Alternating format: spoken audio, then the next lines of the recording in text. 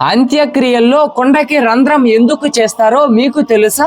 హిందూ సాంప్రదాయం ప్రకారం చేసే అంత్యక్రియల్లో చేసే ప్రతి పనికి ఒక్కో అర్థం ఉంటుందని మన శాస్త్రాలు చెబుతున్నాయి.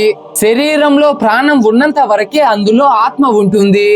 ఆత్మ ఆ దేహాన్ని విడిచిపెట్టి మరో దేహంలో చేరడానికి ముందు చనిపోయిన దేహంలోకి తిరిగి ప్రవేశించడానికి ఎంతో ప్రయత్నిస్తుంది.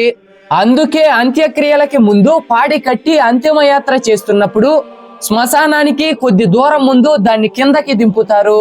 చిన్న మూటలో కట్టిన బియ్యాన్ని కింద పోస్తారు. ఎందుకంటే దేహాన్ని కాల్చిన తర్వాత కూడా తన వాళ్ళ మీద ఉన్న మమకారంతో ఆత్మ తిరిగి వచ్చే ప్రయత్నం చేస్తుంది. కానీ ఆత్మ తిరిగి ఇంటికి రావాలి అంటే తన దేహం మీద చెల్లిన బియ్యపు గింజల్ని, పేలాల్ని సూర్యాస్తమయంలోపు లెక్కించలేకపోతే లెక్క మొదటికి వస్తుంది. కాష్టానికి చితి పెట్టే వ్యక్తి భుజం పైన కొండ పెట్టుకుని 3 సార్లు తిరుగుతాడు. తిరిగిన ప్రతిసారి ఆ కొండకి రంధ్రం పెట్టి చివరికి ఆ కొండని పగలగొడతాడు. దీని అర్థం కొండ శరీరం లాంటిది, అందులో ఉన్న నీరు ఆత్మ.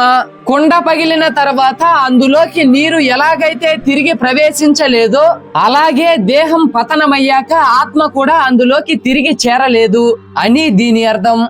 ఇలాంటి మరికొన్ని వీడియోస్ కోసం మన వీడియోకి ఒక్క లైక్ చేయండి.